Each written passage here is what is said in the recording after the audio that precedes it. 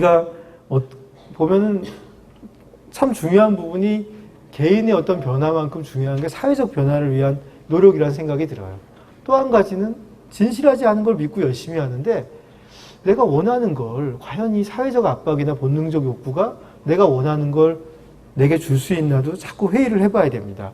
이 회의를 통해서 내가 나의 변화에 좀 집중하는, 내가 어떻게 해서 우리 아이를 행복하게 키울 것인가에 집중하지 않으면 그저 소비자 역할에 머무르게 되는 경우가 많습니다. 요즘에 아이들이 옛날보다 뭐가 나아졌습니까? 한국 애들이 주당 공부 시간이 이런 나라보다 이렇게 많습니다. 근데 얘들이 공부도 그렇고 체력도 옛날보다 떨어졌지, 정서적으로도 별로 좋지 않지, 철도 안 들었다고 다들 난리지. 그럼 도대체 우리가 지금 이 많은 노력을 하고 있는데 그 결과는 어디로 가고 있는 겁니까? 부모들은 보면은 일단 아무 생각 없이 그냥 따라가는 부모가 있고, 또 자기 자식은 좀 난 다르게 키워야지 하고 넘어서려는 경우가 있는 것 같아요. 넘어서려는 부모들도 과연 그게 잘하고 있는 것인가? 넘어서려는 부모들은 두 가지를 해요, 보통. 나는 나의 엄마와 다르다 이러면서 하는 게, 우리 엄마는 나한테 신경 안 써줬지만 나는 우리 애한테 열심히 투자해야지. 그림책도 사주고 장난감도 사주고 좋은 학원도 보내주고 이러면서 투자를, 피아노도 가르치고 태권도도 가르치고 투자를 하고, 두 번째는 아이한테 칭찬도 많이 해줘요. 칭찬해주는 건 우리 좋다고 배우지 않습니까? 고래도 춤추게 하고, 고래도 춤추니까 이제 고래가 춤추는데 우리 애들도 춤추겠지 하고 이제 막 칭찬을 해줍니다. 예를 들어서 이런 그림을 그렸어요. 이런 그림을 그리면 이제 이런 말을 합니다. 와, 너무 예쁘게 그렸다. 어떻게 넌 이렇게 열심히 그렸니? 빨간 꽃, 뭐 이렇게 너무 예쁘게 그렸다고 이렇게 막 칭찬을 해요. 좋아 보이지 않습니까? 칭찬하는 거? 응? 안 하는 것보다는 훨씬 좋은 겁니다. 근데 이 칭찬이 진짜로 자존감을 높여줄까요? 진짜로 자존감을 높여주냐 하면 그렇지 않습니다. 그런 호들갑스러운 칭찬이 꼭 자존감을 높여주는 건 아니에요. 왜냐하면 부모가 진짜 원하는 건 내가 괜찮은 사람이고 싶고 내 아이가 괜찮은 사람이고 싶은 감정을 표시했을 뿐이지 얘한테 대한 진짜 관심이 아닌 경우도 많아요. 가짜 칭찬. 예를 들어서 얘는 사실 이걸 열심히 안 그렸어. 귀찮아서 막 찍었는데 우연히 나왔어. 근데 엄마는 막 칭찬을 해. 뭐만 하면 칭찬을 해. 그럼 얘는 칭찬을 받아야만 사는 거구나 해서 칭찬에 매달리는 아이가 될 수도 있죠. 진짜 관심은 없는 거예요. 이걸 보고서 얘가 이 그림을 열심히 그리고 칭찬받고 싶은 게 아니라 얘는 어떤 메시지가 있을 수도 있어요. 예를 들어 빨간색 꽃이구나 라고 말을 해줬어요. 얘가 그림에서 내가 보이는 건 빨간색 꽃이니까. 그랬더니 빨간색 꽃이구나 그랬더니 어제 유치원에서 나갔을 때 빨간색 꽃 봤어요. 그렇게 얘기를. 응? 유치원에 나갔을 때 빨간색 꽃 봐서 그린 거야? 빨간색 꽃도 있고 자주색 꽃도 있었어? 그러면 얘 빨간색 꽃도 있고 자주색 꽃도 있고 그 다음에 이렇게 햇빛이 많으니까 나뭇잎도 좀 밝은 색이 됐다고 이렇게 얘기를 얘가 했어요. 칭찬은 한마디도 없죠. 근데 앞에 제가 그냥 호들갑 떠면서 우리 아들 왜 이렇게 그림을 잘 그려? 천재 아니야? 뭐 이러면서 이렇게 얘기하면 얘는 그 다음에 할 말이 뭐 있습니까? 할 말이 없죠. 아빠는 천재야. 이러면서 이런 거 그런 게 진짜 애한테 대한 관심일까요? 우리가 사실은 우리 부모는 나한테 칭찬도 안 하고 맨날 타박을 하잖아요. 너 때문에 내가 진짜 못 살아 뭐 이런 거 있잖아요. 너 키우느라 내가 지금 이 고생을 한다 뭐 이러면서 이런 부정적인 말을 듣다 보니까 나는 칭찬을 해줘야지 했지만 진짜 필요한 거는 이 아이에 대한 관심입니다. 무관심도 우리 부모가 나한테 했던 부정적인 말도 무관심의 표현이지만 내가 하는 칭찬도 알고 보면 애한테 진짜 관심이 없는 경우도 많아요. 그냥 자연스럽게 읽어주는 게 더 좋은 거인 경우가 많습니다. 자연스럽게 아이가 말하는 걸 그냥 읽어주기만 하면 돼요. 애가 뭘 하고 오면 그런 거야? 하고 이게 그래서 그런 거야? 하고 진짜 아이 행동에 관심을 가져야 되는데 거기에는 관심이 없어요. 그냥 이게 칭찬할 만한 거리인가? 이거에만 관심 있는 경우가 많습니다. 다르긴 다른데 사실 우리 부모와 우리가 굉장히 비슷한 뿌리인지도 모르겠어요. 부모들이 아이들을 보면은 만들려는 심리가 이래요. 좋은 상품으로 만들려는 마음이 많아요.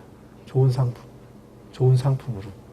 칭찬을 잘해서 자존감 좋은 상품. 응? 자존감이 높은 상품. 그 다음에 능력 좋은 상품으로 만들려고 그래요. 부모님이 왜 화가 나냐면, 화가 나니까 우리 애들 때릴 때 많죠? 마음은 그러고 싶지 않지만 손은 나가지 않습니까? 응? 애들 때리는 경우가 있는데, 그럼 제가 물어봐요. 왜 때려야 되냐고, 왜? 응? 왜? 화가 나니까 때리죠. 이렇게 다들 얘기를 하세요. 아니, 애가 못하는데 왜 화가 나냐고. 한번 본질적으로 한번 물어봅시다. 애가 못하는데 왜 화가 납니까? 애가 못한다고. 왜 내가 화가 나야 돼? 왜 화가 나죠? 한번 대답 한번 해보세요. 왜 화가 날까? 애가 못하는데. 애가 잘한다고 생각했는데 못하니까. 내 기대를 저버려서. 잘했으면 좋겠는 내 기대와 안 맞아서. 응? 그게 아이를 위해서 화내는 건 아니네요. 그렇죠? 응? 응? 내 마음에 어긋나니까 화내는 거죠? 응, 내 마음에. 응? 실패한 인생을 살까봐. 실패한 인생을 내가 애한테 화를 내가지고 애가 실패한 인생을 안 살게 될까요? 내가 야단을 치면, 야단 많이 쳐보셨죠? 야단 쳐서 대단히 효과 본 적 있습니까? 좀 지나면 별 효과 없다는 거 다 알아요. 근데 화를 내는 거거든요? 왜 화를 냅니까, 왜? 네? 자기를 죠. 그래. 제가 엄마들이 보면 이런 거하고 비슷한 것 같아요. 내가 이렇게 예쁜 항아리를 만들어요. 응? 도자기 굽는 사람 생각해 봅시다.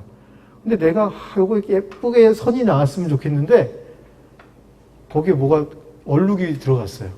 그럼 도자기 굽는 사람 기분이 어때요? 열받죠? 도자기를 확 깨버려. 도자기 깨버릴 수 있죠, 도자기 굽는 사람은. 또 거기에 무슨 내가 그린 게 색깔이 제대로 나왔으면 좋겠는데 색깔이 제대로 안 나오면 어떻습니까? 그것도 망가뜨리죠. 제가 보면 참 그런 경우가 많습니다. 애가 아니라 도자기예요. 내가 만들려는 상품이에요. 내가 만들려는 상품이 내 뜻대로 안 돼서 화가 나는 거예요. 진짜 애를 위하는 게 아니라. 이게 아이를 훌륭한 아이로 키우는 건 괜찮아요. 아이한테 좋은 능력을 만들어주는 건 좋은데 자동차를 아무리 좋은 걸 만들어줘도 운전자가 능력이 있어야 될 거 아니겠어요. 운전자가 별로면 내가 초보 운전이에요. 차는 페라리야. 거기다 수동이야. 그걸로 엄청난 능력을 보일 수 있는데 그게 안 되거든요. 그러니까 운전자가 별로면 이게 아무 무의미하거든요. 운전자가 중요하죠. 이 운전자가 결국은 이 자동차를 몰아야 되는 거예요. 차만큼 중요한 게 운전자고 얘 인생은 얘가 운전한다는 걸 우리가 다 잊고 삽니다. 응? 내가 애한테 줄 거를 주면 됩니다. 줄 걸 줘야 돼요. 근데 그거는 그냥 내가 애한테 주는 선물이에요, 선물. 응? 내가 애를 위해서 뭘 가르치면 내가 그냥 가르치는 시간, 내 소중한 시간을 아이한테 선물하면 됩니다. 그걸 애가 잘 받든 잘 받지 않든 그 결과가 어떻든지 간에 나는 선물했으면 할 걸 다 한 겁니다. 그러면 화나지 않습니다. 응? 응? 선물은 물론 그 사람이 원하는 선물을 줘야죠. 원하지 않는 선물을 주면서 왜 이걸 안 좋아하냐고 연애할 때 그런 실수하면 이제 큰일 나죠. 이제 내가 이걸 정성 들여서 이걸 얼마나 했는데 하면서 어떤 막 뭘 만들어서 예쁘게 만들어서 갖다 줘요. 남자들 중에 그런 분이 있어요. 막 종이약 1000마리 막 접어가지고 그 앞에서 뭐라고는 못하지만 내가 오늘 기대한 거는 무슨 반지였는데 이게 뭐냐, 금붙이도 아니고 이 종이약을 어쩌란 말인가 이러면서 또 속상해하는 여자들이 있을 수가 있습니다. 선물은 원하는 선물을 내가 주는 걸로 만족해야 되는데 그러지 않고 내가 원하는 선물을 주면서 그걸 얘가 즐겁게 받아가지고 잘 쓰지 않으면 막 화를 내는 상황이 우리가 애 키우는 상황입니다. 응? 내가 하고 있는 게 뭡니까? 내가 하고 있는 건 상품을 만드는 게 아니라 내가 지금 사람을 키우고 있는 거예요. 얘가 어떻게 잘 되냐가 아니라, 얘를 어떻게 좋은 상품으로 만드는 게 아니라, 사람, 인생을 살고 단 한 번밖에 없는 인생을 사는 그런 사람을 만드는 겁니다. 부모들이 놓치고 있는 게 이 부분입니다. 아이들을 정면으로 보질 않아요. 아이들 많이 본다고 생각하죠. 아이들 언제 보냐? 유아기 때 봅니다. 초등학교만 가도 안 봐요. 멀리서 소리를 질러요. 야, 옷 입었어? 학교 안 가는 거야? 숙제했어? 하고 엄마는 설거지를 하면 소리를 지르죠, 이제. 정면으로 잘 보지 않습니다. 애가 와서 엄마 뭐 했어? 그러면 잘했어? 뭐 이러면서 딴 데 보면서 얘기하고, 애를 정면으로 보고 정면으로 보면서 내가 얘기하는 경우가 참 점점 없어집니다. 엄마들이 이제 안 하기 시작하고 사춘기 되면 이제 애가 안 하죠. 애가 이제 고개 숙이고 있고, 응? 뭐 그러면 이제 엄마들도 짜증이 나죠. 근데 이 아이를 정면으로 봐줘야 돼요. 애가 말하면 꼭 봐주고, 내가 무언가 애한테 중요한 말을 할 때는 꼭 보면서 얘기해야 됩니다. 이 본다는 게 한 사람의 인간으로 인정하는 거예요. 내가 너를 진짜 인정한다는 마음으로 봐야 됩니다. 제가 강의를 하면서 이렇게 강의를 안 하고 이러면서 강의를 하면 어떨까요? 이러면서 강의하면 지금 시간도 길어졌는데 다 나갔어요, 지금. 응? 우리가 내가 이렇게 보면서 여기도 봤다 저기도 봤다 하면서 강의를 하는 이유가 있죠. 응? 이렇게 나하고 눈맞춤을 이렇게 하면서 보는 게 의미가 있기 때문에. 강의해보면 앞자리에서 듣는 분과 뒷자리에서 듣는 분이 굉장히 다릅니다. 앞자리에서 듣는 분이 효과가 훨씬 좋아요. 눈맞춤을 한 번이라도 이렇게 하면서 들은 사람이 더 의미 있게 듣습니다. 왜냐하면 그 과정에서 우리가 전달하는 메시지가 꼭 내용이 아니라 더 많은 메시지를 줄 수 있고, 아이를 정면으로 보는 게 아이들 자존감의 기초입니다. 두 번째로는 어른의 태도로 아이를 대하지 않아요. 내가 어른의 태도로 대하지, 그럼 내가 어른인데 뭘로 대한단 말이냐지만 그냥 부모의 태도로 대합니다. 부모가 그럼 나쁘단 말이냐? 학부모 말고 부모도 나빠요? 이렇게 물어보는 경우가 있는데, 부모의 태도는 평가하고, 기본적으로 평가하죠. 평가하고 잘했냐 잘못했냐를 갖다가 너무 탓하고, 아이하고 이렇게, 아이는 야단 맞고 도망가려는 태도, 부모는 평가하려는 태도를 가지는데, 어른으로서 얘가 어떤 반항을 해요. 반항을 하면 예를 들어 얘가 내 말을 안 들을 수 있죠. 안 듣고 대들어요. 그러면 부모로서의 태도는 뭐가 나옵니까? 응? 어디 조그만 게 지금 엄마한테 대들고, 눈 똑바로 뜨고 쳐다볼래 엄마? 이렇게 얘기하죠. 그럼 눈 이렇게 내려 깔면 누가 눈 깔고 있으래? 이러면서 이렇게 야단을 또 치다가, 응? 애가 말대꾸를 하면 이제 어디서 엄마한테 똑바로 말대꾸야 하고, 말을 안 하면 말을 안 하니까 더 답답하잖아. 이제 이렇게 얘기하면서 이 야단치는 게 이제 부모의 태도인데, 애가 대응을 하면 대들면 너랑 나랑 이렇게 싸울 상황이 아니다. 엄마는 어른이고 넌 아이인데 싸울 게 아니라 한 번 더 생각하고 얘기해보자. 응? 지금은 흥분해서 얘기하기가 어렵겠다. 우리 한 2시간 있다 얘기하든지 아니면 내일 다시 얘기하자. 내일 몇 시에 얘기할래. 이런 어른스러운 모습을 우리가 보여주고 있는지 한번 보세요. 애들보다 더 빨리 삐치는 경우가 많아요. 그게 내 마음속에 있는 아이의 태도입니다. 애가 말을 안 들으면 확 삐쳐요. 기분이 나빠지면서. 내 마음속에 숨어있는 아이의 태도로 대해요, 아이를. 그럼 애들이 나중에 저한테 와서 얘기합니다. 우리 엄마는 더 빨리 삐지면서 내가 삐지면 뭐라 그래요? 뭐 이렇게. 우리 엄마 삐진 거예요? 아, 신경 쓰지 마세요. 뭐 이렇게 얘기하는 아이들도 많습니다. 우리가 나도 모르게 내가 내 마음속에 아이처럼 행동하다, 부모처럼 행동하다 하는데, 어른스럽게 행동하는 모습을 보여줘야지 애를 어른으로 만들 수가 있습니다. 다음으로 내 삶을 사랑하면서 감사하는 태도를 보여줘야 되는데, 이런 모습을 보여주는지를 한번 생각해 보세요. 자기 삶을 사랑하고 있는지. 응? 요즘 애들한테 물어보면 공통적으로 하는 말이 있어요. 얘들아, 너 어른이 되고 싶니? 하루빨리 어른이 되고 싶니? 아니면 지금에 머물고 싶니? 그러면 어른이 되고 싶다는 아이가 없어요. 제가 작년 연말에 한번 물어봤어요. 야, 1살 더 먹으면 어른으로 가는 거니까 좋지 않니? 넌 어떻게 생각해? 물어봤는데 100명한테 물어봤거든요. 아이들. 초중고 100명한테 물어봤는데 어른이 되고 싶다는 아이가 3명이었어요. 100명 중에. 한번 집에 가서 한번 물어보세요. 빨리 어른 되고 싶은지. 근데 우리 어릴 때를 한번 생각해 봅시다. 어릴 때 빨리 어른 되고 싶었던 사람 손 한번 들어보세요. 응? 굉장히 많아요. 어른이 되고 싶었거든요. 어른이 되면 자유도 있고 좋을 것 같았어요. 근데 요즘 애들 왜 어른이 되기가 싫죠? 응? 부모들 하는 거 보니까 별로 되고 싶지 않은 거예요. 부모들 하는 거 보니까. 어른이 되게 안 좋아 보여. 사는 게. 애들이 저한테 그렇게 얘기합니다. 엄마 아빠 사는 거 보니까 어른 되면 힘든 것 같아요. 엄마 아빠 보면 인생은 전 생각하고 싶죠. 부담만 많이 되고 애기가 됐으면 좋겠어요. 빨리 애기로. 우리 사촌 동생 진짜 인생 편해 보이는데 빨리 그렇게 됐으면 좋겠다고 얘기해요. 그러면 그런 애들이 어떻게 인생을 열심히 살겠어요? 열정을 가지고. 우리가 진짜로 놓치고 있는 부분입니다. 애들이 삶을 사랑하고 열정을 가지고 지금 나한테 주어진 거에 감사하는 마음을 가져야 되는데 그러질 않아요. 아픈 어둡고 지금 내가 가진 건 너무 부족하고 이런 거를 한번 보세요. 내가 그런 거 우리 아이들한테 얼마나 많이 보여주고 있는지 보세요. 이런 것들이 쌓이니까 애들이 인생을 열심히 살기가 어렵습니다. 제가 쓴 책에 이런 내용이 있죠. 자식을 위해서 살지 말고 자식과 함께 사는 거다.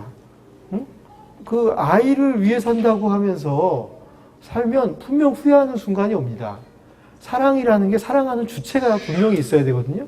주체가 없으면은 주체가 난데 주체가 없으면은 나는 왜 지금 이 짓을 하고 있는지 모르고 애는 자기가 사랑받고 있다는 생각을 못 합니다. 그래서 많은 부모가 노력을 하고 있음에도 불구하고 애들은 자기가 사랑받고 있다는 생각도 못 해요. 내가 나부터 먼저 사랑해야 된다. 나부터 먼저 사랑하고 내 인생을 즐기면서 그러면서 아이도 같이 어떻게 너 인생도 잘 풀어갈지 우리 같이 고민해보자 해야지 아이가 건강하게 살기 쉽습니다. 뭘 줄 수 있는지 보십시오. 인생을 사랑하도록 만들어야 됩니다. 이게 진짜 중요합니다. 그래야지 뭔가 해보려는 마음을 가지고 요즘 서양 육아에서 지금 핫 트렌드가 뭐냐면 근성, 그리트라고 근성 있는 아이로 키우자가 요즘 서양 육아책에서 핫 트렌드입니다. 제가 예전부터 많이 주장했던 건데 근성, 오기가 있는 아이로 키워야 되는데 근성이 있는 아이로 키우려면 인생을 사랑해야죠. 내 인생을 내가 근성이 있어야지 뭐가 딱 있으면 거기에 선택을 하면 집중을 할 수가 있지 않습니까? 매달릴 수 있고 매달려야지 어떤 결과가 나올 수 있는데 그러려면 인생을 사랑하도록 만들어야 되고 또 부모가 정말 해줘야 되는 것 중에 하나는 우리 살다 보면 힘든 순간이 있죠. 힘든 순간 보면 살기 싫어져요. 괴롭고 진짜 죽겠다 진짜 너무 힘들다. 이럴 때 머릿속에 우리 아빠 모습이 떠올라요. 응? 우리 아빠가 했던 말이 네가 그렇지 뭐 너 맨날 하는 짓이 그게 뭐니 이렇게 말하는 아빠.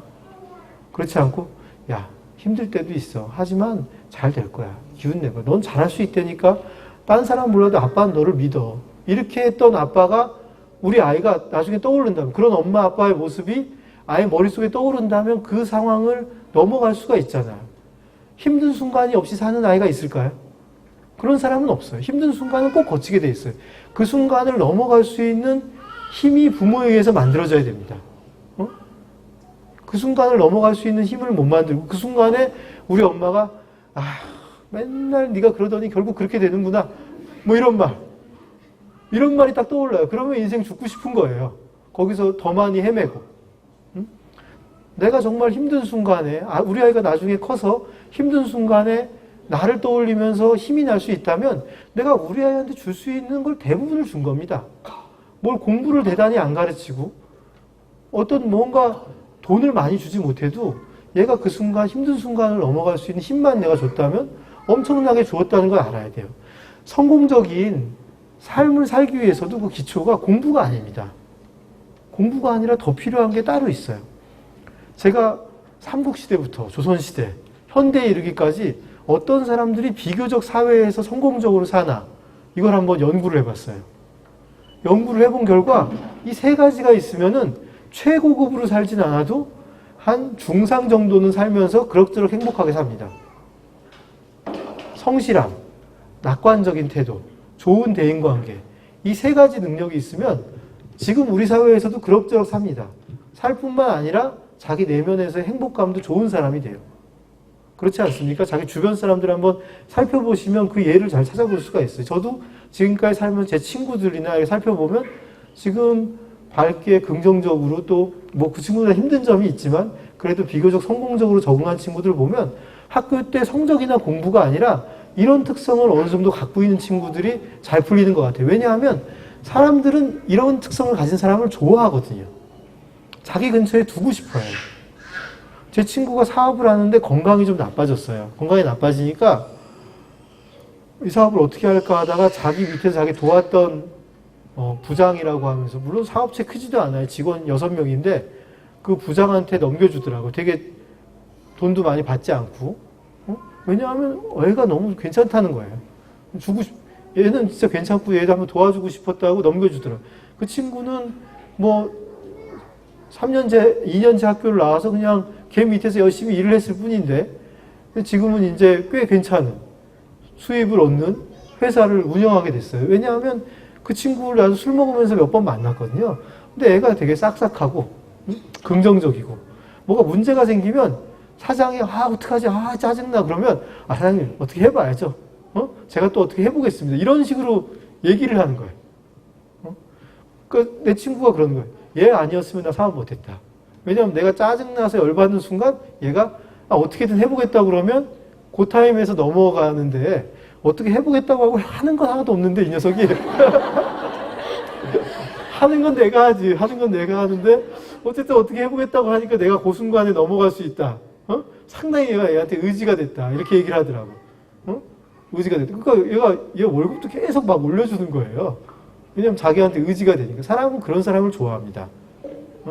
낙관적으로 생각하고 긍정적으로 생각하고 좀 성실하면서 인간관계를 잘 푸는 사람을 좋아하게 돼 있어요. 삼국시대에도 이런 사람은 성공하고 조선시대에도 성공하고 현대에도 성공합니다. 22세기에도 성공할 거예요. 22세기에도. 근데 이걸 어디서 배워요? 사회책에서 배웁니까? 생활의 길잡이에서 배울까? 생길?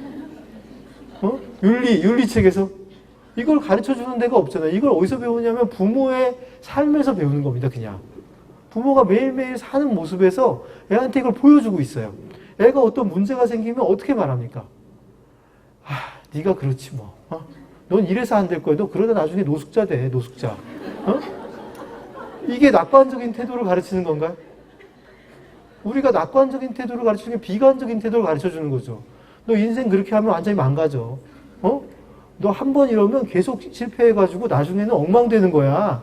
이렇게 애한테 겁주려고 말을 하고 있어요. 나도 모르게. 근데 그게 결국은 내가 비관적인 인생관을 아이한테 가르치고 있는 겁니다. 야, 실패할 수, 또 한 번 해보는 거야. 아빠가 뭐라고 그랬어? 해보는 한 실패는 없다고 그랬지. 또 해보는 거야. 실패가지고 아빠가 뭐라고 한 적 있니? 도전하면 되지. 요번에 열심히 하는 거 너도 알고 나도 알고. 다시 해봐. 실패한 순간 다음 순간 또 일어나는 거야. 이렇게 말하는 부모와 그렇게 말하는 부모 밑에서 큰 아이와 야, 저리 가. 넌 역시 안 돼. 뭐 이렇게 말하는 부모 밑에서 큰 아이들이 나중에 어떤 인생관을 가질지, 또 어떤 대인관계 능력을 가질지 한번 생각을 해보십시오. 그 부분이 중요합니다. 부모가 불안하면 아이를 그렇게 믿어주지를 못해요. 부모가 불안하면 애들은 포기합니다. 많은 아이들이 중학교 가면 슬슬 공부를 포기하면서 힘들어하거든요. 다 부모가 불안해서요. 제가 병원에 오면 부모부터 붙잡고 막 상담을 해요. 부모를 붙잡고 상담하는 이유가 부모가 의연한 모습을 보이게 하려고. 공부가 좀 성적이 나빠도 괜찮아. 달라질 수 있다니까. 꾸준히 해봐. 꾸준히 해서 결과 안 나오면 어떠니? 학창시절에 학생으로서 열심히 했으면 됐지. 그 다음에 내가 어떻게 할 테니까 너 열심히 해. 이렇게 부모가 말하도록 바꿔놓습니다. 그게 아이를 포기하지 않게 만들어요. 부모가 불안해하면 애들은 부모까지 불안해하는데 이게 안 되는 거구나 해서 애들은 다 포기합니다. 부모가 불안해하지 않아야 돼. 물론 불안하죠. 속은 불안하지만 내가 그 불안과 맞서 싸워야 됩니다. 그러니까 아이를 잘 키우는 방법이 그래서 이게 딱 두 가지예요. 첫 번째는 부모가 이렇게 성숙해지는 겁니다. 성실한 태도, 낙관적인 삶의 모습, 좋은 대인관계를 만들려고 노력해야 돼요. 내가 내 친구들하고 잘 지내야 합니다. 사람들하고 잘 지내고. 내가 대인관계가 없어요. 우리 엄마는 맨날 친구 관계가 소중하다고 그러는데 친구가 한 명도 없어요. 우리 아빠는 친구가 소중하다고 하고 친구한테 잘해야 된다고 하는데 얼마 전에 아빠 친한 친구한테 전화 오더니 딱 끊으면서 인간 믿을 게 하나도 없어 이렇게 하면서 끊었어요. 이렇게 얘기를 애들이 나한테 와서 다 보고를 해요. 애들이 다 보고 있습니다. 부모의 뒷모습을 보고 다 보고 있어요. 결국은 부모가 자기 인생을 어떻게 사나를 늘 생각해야 됩니다. 내 삶이 곧 내 메시지다. 내 삶이 곧 내 메시지라고 간디가 한 말이죠. 우리가 아이한테 나도 모르게 많은 걸 가르치고 있어요. 사교육으로 가르치는 게 아니라 영어 수학 가르치는 게 아니라 굉장히 많은 걸 지금 실시간으로 아이한테 20년간 가르치고 있습니다. 그걸 어떻게 하냐에 따라서 인생의 많은 부분을 결정을 하고 있어요. 의외로. 물론 다들 그런 걸 신경 안 쓰기 때문에 경쟁이 별로 안 된다는 게 다들 대충 키우기 때문에 뭐 상관없는데 요걸 좀 신경 써서 키우면 굉장히 달라질 수 있다는 거예요. 물론 아이에 따라서 부모가 엉망으로 키워도 20, 30%는 잘 자랍니다. 지가 20, 30대를 거치면서 자기가 모색하는 경우가 있죠. 우리가 연구를 해보면 한 20% 정도가 부모는 문제가 많이 있어도 애는 거기서 성숙함을 찾아내는 걸로 돼 있어요. 80%는 부모 그릇의 한계 속에서 자기도 잘한다고 돼 있습니다. 부모가 어떤 사랑을 줘야 되냐, 어떤 사랑. 아이가 어릴 때는 아까도 제가 얘기했지만 아이를 믿어주는 아이의 자존감을 제가 예전에 그 자존감 강의에서 아이의 자존감은 5세까지 부모가 아이를 바라본 표정의 합이라고 얘기를 했어요. 어떤 표정으로 바라봤냐. 얘가 자기가 어떤 인간인지 어떻게 알아요? 아무런 생각이 없거든요.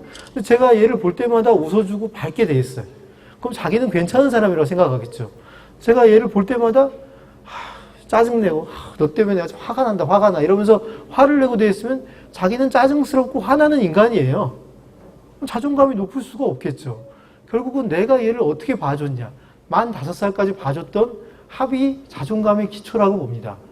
어릴 때는 그래서 아이를 밝게 봐주는 부모의 태도가 중요하고 그게 부모의 가장 큰 사랑이고 아이가 조금 크면 실패하는 것을 견뎌주는 게 필요합니다. 요즘은 부모들이 실패를 못 견뎌요. 실패할까 봐 두려워서 미리 다 차단하려고 그러지 않습니까? 미리 내가 차단해서 다 막아서 하려고 그러는데 그러고선 하는 말이 애가 할 수 있는 게 없어. 애가 철이 안 들어요. 애가 요즘 애들은 굉장히 늦게 성숙하는 것 같아요. 참 이상하죠? 불과 100년도 지나지 않은 시절에 유관순 여사는 17살에 충청도 일대에 만세운동을 조직하고 다니고 윤봉길 의사는 19살에 평양시에 만민공동회를 개최한 다음에 이런 운동으로는 안 되겠다, 시위로는 안 되겠다 싶으니까 교육으로 내가 우리나라를 잘 살게 해야겠다 해가지고 22살에 학교를 차렸어요. 지금 19살, 22살 한번 생각해 봅시다. 19살, 22살. 우리 유전자가 그렇게 바뀌었을까요? 한민족 유전자가 100년 만에 굉장한 퇴화를 겪었을까요? 우리 유전자는 그때나 지금이나 비슷합니다. 근데 우리가 아이들한테 어떤 식으로 아이를 지금 만들고 키우냐면 실패를 못하게 하고 기회를 안 줍니다.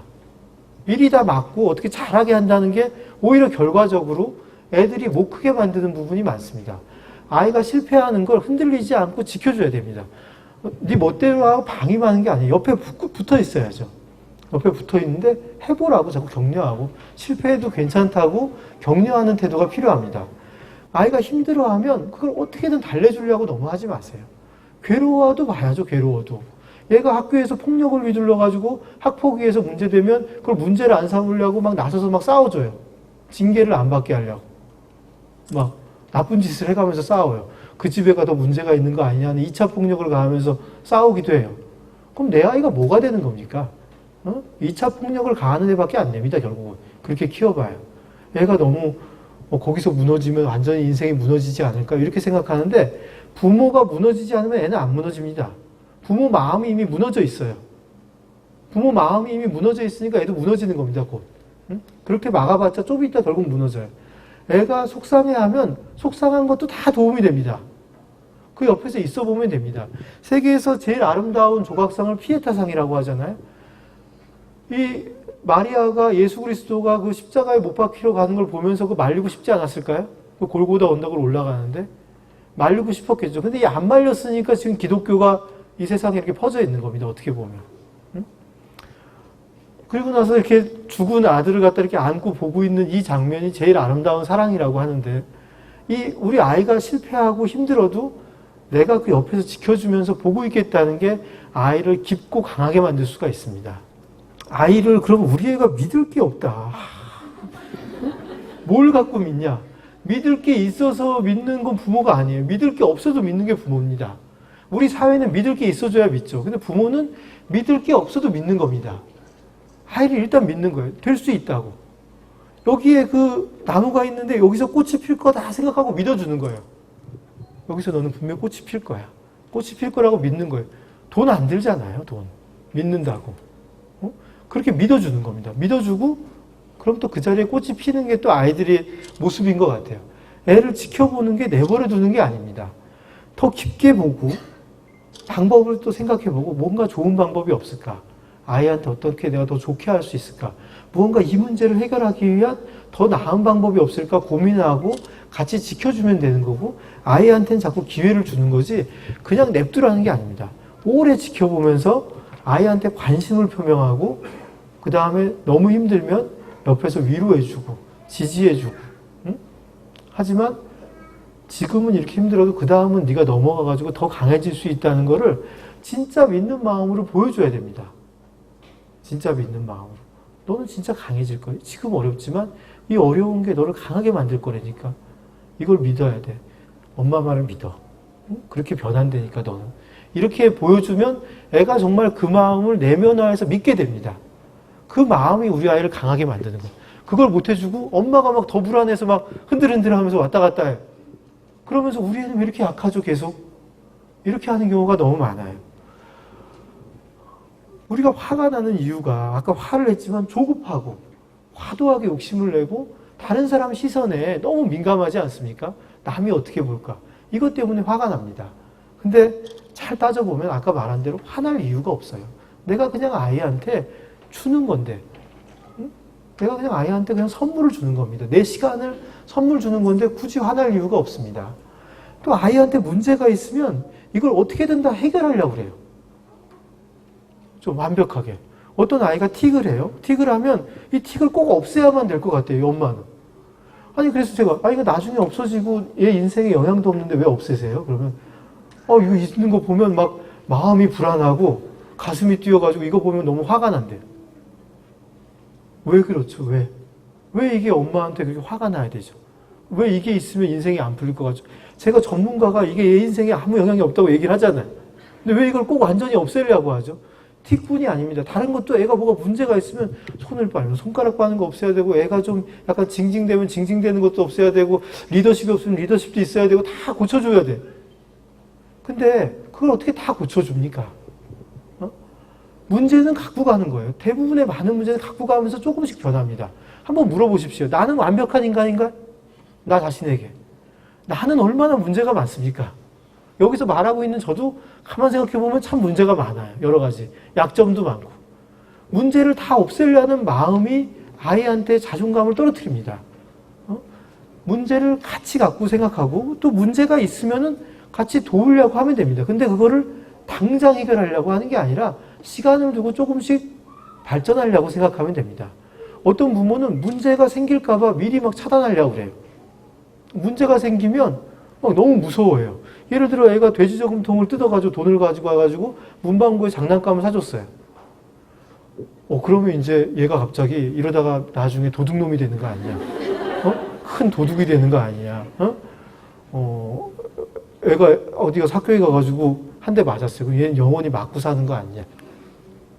이렇게 생각합니다. 그렇지가 않습니다. 그거는 그 문제가 생기면 그때부터 얘기를 하면 됩니다. 어떻게 하면 더 좋아질지 천천히. 애가 야동을 봤어요. 4학년짜리가 야동을 보다니 변태 기질이 있는 거 아니야? 이러다 성노착자가 되고 그러면 뭐 이런 걱정을. 아니 4학년 때 야동 봤으면 이제부터 야동 얘기를 하면 됩니다. 애랑. 야동 보기 전에 야동 얘기를 할까요? 야동 보기 전에 이 야동에 대해 우리 토론해보자 하기도 뭐하잖아요. 야동 본 다음에 야동 얘기하면 되죠. 문제가 벌어진 다음에 대응하면 됩니다. 우리가 너무 완벽주의에 빠져 있으니까 90점을 맞으려면 10만큼 노력이 드는데 거기서 100점 맞으려면 30만큼 노력이 드는 거 아닙니까?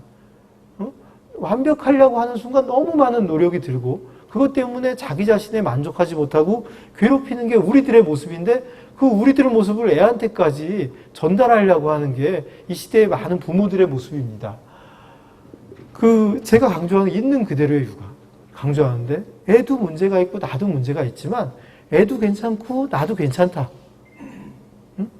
문제가 있으면 어떠냐? 괜찮다. 문제가 있는 게 우리 인간의 모습이다. 이게 현실에 안주하는 거 아니냐. 문제가 있는데 어떻게 괜찮냐. 현실에 안주하고 그냥 영원히 이렇게 띵가띵가 예예예 하면서 살란 말이냐. 이게 아니라 그냥 다만 내 현실을 그대로 인정하자는 거예요. 현실을 인정해야지 변화를 위한 에너지에 집중할 수가 있습니다. 우리가 많은 경우 현실을 부정하려고 합니다.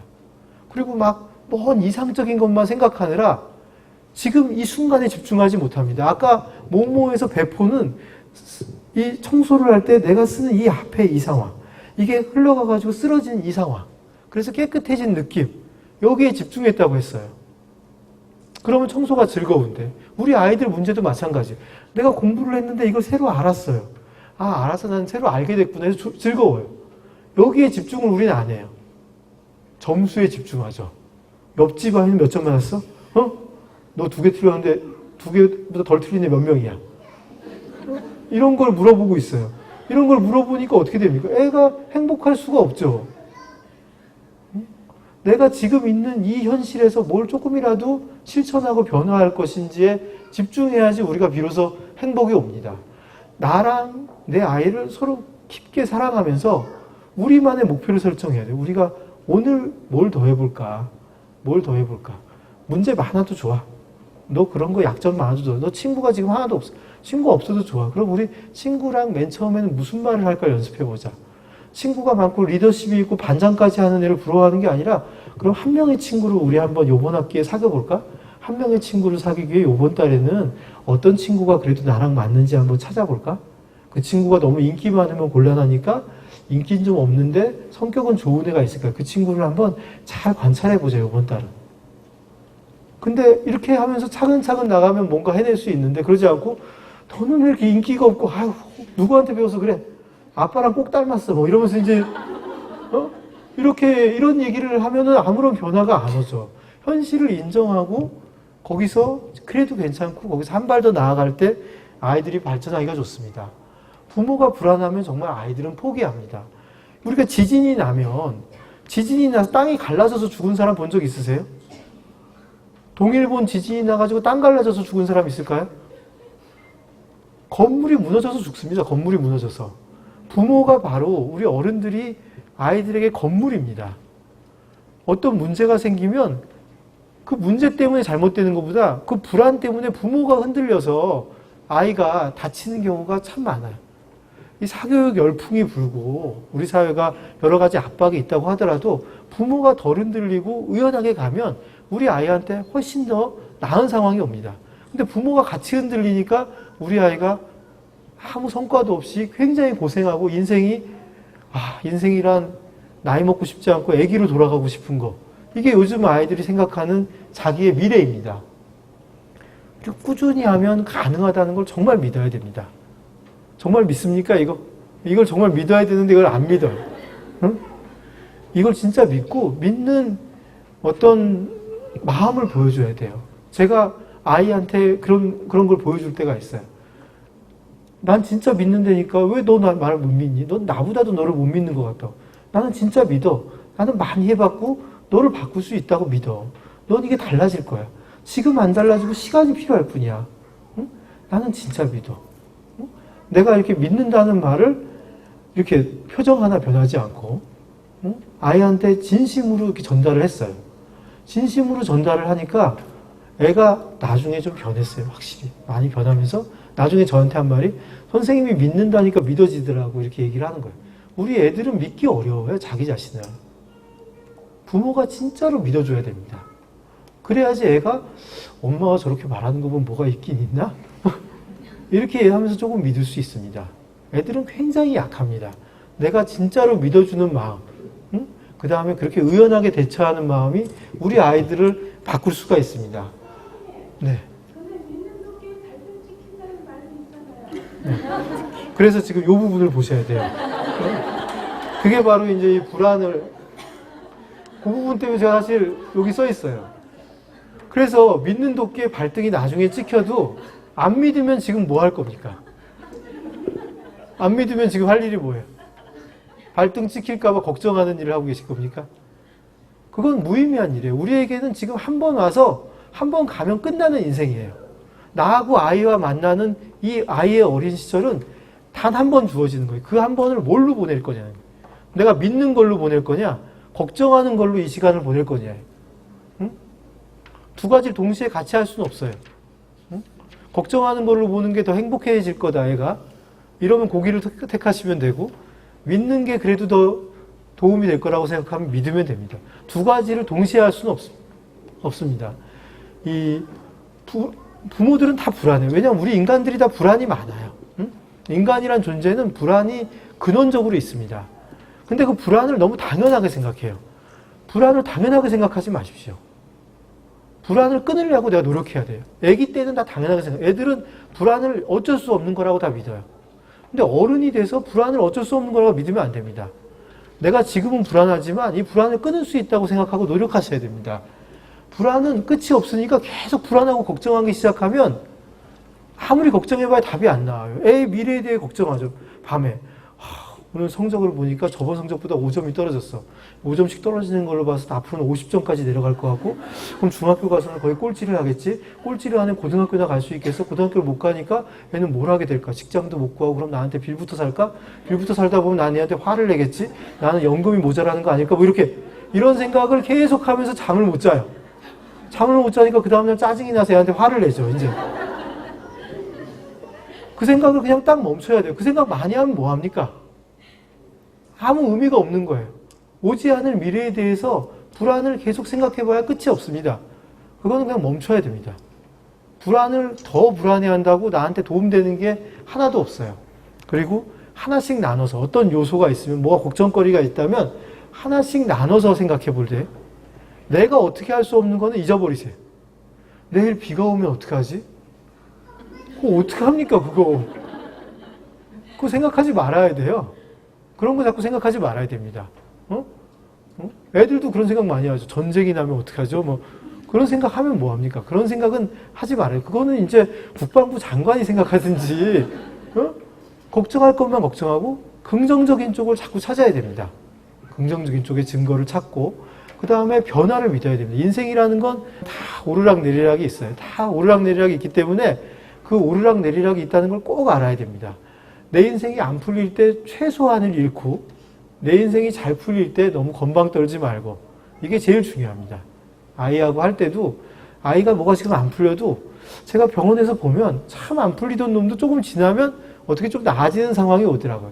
나아지는 상황에서 열심히 잡아당기고, 안 풀릴 때는 지금은 얘는 좀 안 풀리겠다 싶고 버텨줘야 됩니다. 그때 너무 짜증 부리지 말고. 근데 대부분 부모들은 잘 풀릴 때는 냅두고, 안 풀릴 때는 화를 내죠. 한 박자 늦게 가는 경우가 많습니다. 잘 달리는 말에는 채찍질을 하고, 말이 물을 먹고 싶으면 물을 먹여야 됩니다. 말이 물을 먹고 싶어서 헤매는데 거기 채찍질 해봐야 말이 화가 나가지고 기술을 갖다가 그냥 들어서 내리게 되는 거죠. 조심하셔야 될 부분이 그 부분입니다. 굴곡이 있어요. 그 다음에 장기적인 목표에 집중하고, 지금은 하나하나 가는 거다, 이렇게 천천히 지금의 단계를 나눠 생각하셔야 됩니다. 현실적인 처방을 좀 해볼게요.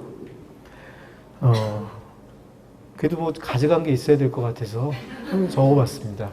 우선 기초부터 탄탄히 다지셔야 돼요. 애 키울 때, 특히 애 어리면 잠자는 거, 식사하는 거에 신경 많이 쓰셔야 됩니다.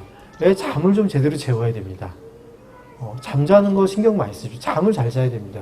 그래야 애가 정서적으로도 밝고, 그 다음에 공부도 기억도 잘합니다. 잠자는 시간을 잘 확보하십시오. 10시면 다 재워야 됩니다. 10시에 재우는 게 좋습니다. 10시에 재워야지 너무 늦게 자서 좋을 게 없습니다. 10시에 그럼 맞벌이면 어떡하냐? 이게 좀 힘든 거죠, 맞벌이면. 맞벌이여도 낮에 차라리 공부나 숙제를 할 수 있는 공부방을 보내십시오, 그러면. 그 다음에 저녁에 오면 엄마 아빠랑 놀다가 재우는 게 좋습니다. 10시면. 10시에 자고, 그 다음에 우리가 삶과 일의 균형에 대해서 중요하다고 그러지 않았습니까? 애들도 똑같이 노는 거와 공부를 적당한 비율로 하도록, 쉬는 거를 적당한 비율로 하는 거를 챙겨야 됩니다. 부모가 거기에 관심이 많다는 걸 보여줘야 돼요. 부모가 나를 억지로 공부만 시키려는 게 아니라 부모가 내 행복에 관심이 많다는 걸 애한테 실천적으로 보여줘야 돼요. 엄마는 내가 노는 거, 내가 쉬는 게 중요하다고 늘 말해온다. 이런 아이는 공부에 질리지 않아요. 근데 우리 엄마는 틈만 나면 나 공부시키려고 그래요. 그런 애들은 어떻게 되냐? 틈만 나면 놀려고 합니다. 왜냐하면 어차피 엄마가 시킬 거니까 틈 날 땐 놀아줘야지. 이렇게 생각하니까. 아이한테도 늘, 야, 공부 이거 균형을 맞춰야 돼. 처음에는 공부를 조금 시키는 것 같아 불안한데 나중에는 이게 얼마나 유리한지 알게 됩니다. 나중에는 공부도 좀 하고 놀기도 해야죠. 이렇게 생각하니까 공부시키는데 훨씬 유리해집니다. 그 다음에 학교 교육을 열심히 다니도록 해야 됩니다. 학교를 즐겁게 다니도록 하는 게 굉장히 중요해요. 많은 경우에 사교육을 시키는데 학교를 즐겁게 다니면 성적도 많이 오르고 괜찮습니다. 사교육 다니느라 학교에서 대충 지내는 애 치고 공부 잘하기가 진짜 어렵습니다. 학교에서 보내는 시간이 너무 길어서 그래요. 그 시간이 너무 길기 때문에 그걸 대충 지내면 사교육으로 메꿔지지가 않습니다. 학년이 올라갈수록. 학교에선 집중하고 선생님한테 되도록. 물론 선생님에 따라서 집중하기 어려운 선생님들이 있죠. 그런 경우가 있지만은, 뭐 그럴 때는 그 애는 좀 건너뛰어야 되겠죠. 근데 이제 그러지 않은 상황에서는 학교 교육에 집중하도록 이끄는 게 굉장히 좋습니다. 그게 아주 나중에 굉장히 좋은 버릇이 됩니다. 그리고 지금 입사관 제도가 됐지 않습니까? 그러니까 내신 위주가 되지 않았습니까? 내신 위주의 제도가 되면 결국 선생님이 추천서에 자소서에 한 줄 어떻게 쓰냐가 입학을 결정하는 부분이 많습니다. 선생님이 볼 때 이게 하는 꼴을 보면 알지 않습니까? 학교에서 열심히 하는 애가 좋아 보이죠. 그러면 자소서에 다 좋은 말을 써요. 품행이 방정하고 성실하게 생활하고 있음. 학과 공부 열심히 하고 있다는 아이가 있고 거기에 굉장히 정성을 들여서 써주는 애들이 있어요. 다 좋은 말이지만 정성 들여서 몇 줄 쓰면 그걸 보는 사람들도 다 선수기 때문에 다 알아요. 요거 선생님이 좋아하는 애구나. 그런 애 다 뽑습니다, 원래. 응? 그게 굉장히 좌우합니다. 제가 병원에서 애들 보면서도 야, 잔소리 하지 말고 학교 열심히 다녀. 선생님은 잘 보여. 그게 사는 거야. 내신을 좋게 봤습니다, 진짜로. 진짜로 내신이나 자소서에 좋게 나오고 대학 가면 같은 등급에서 좋은 대학 갑니다. 응? 그런 경우가 많이 있어요. 근데 이게 좀 하루아침에 되는 게 아니고 학교 교육을 즐겁게 하는 게 아주 천재적인 아이가 아닌 이상 이게 도움이 됩니다. 아주 천재적인 아이는 학교 교육 적응이 어렵겠죠. 근데 그러지 않은 애들은 대부분 학교 교육을 즐겁게 하도록 키우는 게 좋고 학교에 가면 처음 말을 거는 애가 있는지 그런 애가 있어야 학교에 재미 붙이죠. 처음 말 거는 애를 되게 좋아하도록 하고 엄마도 걔에 대해 관심을 가지고 수업을 열심히 듣고 하는 거에 흥미를 초등학교 때부터 수업을 듣는 거. 학교 시험 점수 얘기를 하지 말고 수업을 얼마나 듣고 수업을 재밌게 듣는지에 많이 집중하고 애가 수업 듣는 내용을 아는 게 중요합니다. 그 다음에 얘가 사랑받고 있다는 느낌을 받아야 돼요. 응? 이게 동기부여의 비결입니다. 동기가 어떻게, 왜 뭐 하려는 생각이 없어요. 이런 말 많이 하는데 동기가 어떻게 만들어지냐면 동기라는 게 내가 사랑받는다는 느낌. 매슬로우의 욕구 단계가 있거든요. 제일 처음이 뭐냐면 의식주의 욕구. 그 다음에 안전의 욕구. 그 다음에 사랑과 인정의 욕구. 그 다음에 자아실현의 욕구거든요. 그러면 의식주나 안전은 다 적당히 지금은 다 챙기는 시대가 되지 않았습니까? 사랑과 인정받으려는 욕구가 채워져야지 자아실현의 욕구가 생깁니다. 애가 자아실현을 하려면 내가 사랑받는다는 느낌이 필요한데 사랑받는다는 느낌을 못 가지니까 잉여인간처럼 사는 거예요. 애들이 스스로 그러잖아. 난 잉여예요. 난 별로 필요하지 않은 존재예요. 자기가 스스로 필요하지 않은 존재라고 생각해요. 그런 애들이 어떻게 열심히 삽니까? 그러니까 네가 정말 필요한 존재이고 나는 너를 좋아한다는 걸 갖다가 부모들이 보여줘야 됩니다. 아이하고 시간을 보내고 그 시간을 부모가 원하는 시간을 하려고 하지 말고 애가 좋아하는 걸 같이 하면서 시간을 보내고 진짜 관심을 가져야 됩니다. 그럼 애들의 장점도 보입니다. 그 다음에 내가 생각하는 목표가 아니라 이 목표가 아이한테 가능한 목표인지 자꾸 물어봐야 됩니다. 네 번째로는 아이도 잘하고 싶은 마음이 있다는 걸 알아야 돼요. 아이들도 다 잘 나가고 싶어요. 그래서 결심을 하게 해야 돼요. 결심. 제가 결심이라는 말을 강조하는데 제가 병원에서 결심을 시켜야 된다. 나도 잘하고 싶어요. 나도 내가 선생님 이거 진짜 요번엔 해볼게요. 내가 진짜 요번에는 영어 공부 30분씩 선생님 꼭 할 거예요. 이 말을 하게 하려고 1년을 노력합니다. 1년을. 제가 1년을 노력하면서 그 말을 A 입에서 나오게 합니다. 진짜로 결심하는 마음. 그걸 이끌어내야 돼요. 부모가 너 할 거야 안 할 거야 이렇게 해서 약속하는 거 말고 억지로 하는 게 아니라 지 입으로 결심을 애들이 합니다. 애들이 해요. 그럼 내가 그 과정에서 내가 그동안 강요했던 게 많았던 부모라면 반성을 하셔야 됩니다. 애한테 잘못을 인정해. 미안하다. 내가 그동안 너무 너한테 강요해서 공부를 싫어하도록 만들었구나. 사실 너도 공부를 얼마나 좋아할 수 있는 애인데 내가 너무 압박을 해가지고 너가 싫게 했다. 미안해. 내가 이제 그렇게 시키진 않을게. 하지만 너도 잘하고 싶은 마음이 있는 걸 알아. 그게 무슨 대단히 좋은 성적이 아니라 열심히 하고 더 많이 알고 싶은 마음이 있다는 거 알아. 그거면 나는 충분하고 그동안 너무 성적 결과 가지고 해서 미안하다고 솔직하게 잘못을 인정하고 애한테 사과를 먼저 하는 게 좋습니다. 그리고는 공부 시간을 어느 정도만 할 건지, 공부 양은 어느 정도 할 건지, 공부를 어떤 방식으로 학원, 뭐 사교육, 아니면 혼자서 뭘 할지, 학습지로 할 건지, 뭘로 할 건지 결정하고 무슨 과목을 어떻게 공부할지 아이하고 대화로 얘기를 해야 됩니다. 아이도 이 과정에서 물론 배신도 하고 결심한 다음에 이렇게 결심이 아니죠. 아직은 제대로 된 결심이 아니에요. 그냥 해보겠다고 대충 말한 다음에 못하고 이런 경우가 많지만 진짜 결심하는 순간이 딱 잡힙니다. 우리들도 그런 때가 있잖아요. 우리도 인생에서 그냥 나도 다이어트 좀 해야지, 살 좀 빼야지 하는 거하고 나 이번 진짜 뺄 거다라고 마음이 드는 순간이 있어요. 그럴 때는 진짜 빼게 되거든요. 그건 내 마음에 맺히는 결심이 아이한테 올라오게 만들어야 돼요. 그런 순간이 만들 때까지 계속 대화하면서 기다려줘야 됩니다. 그 순간이 오면 그때부터 굉장히 빠르게 변해요, 애들은.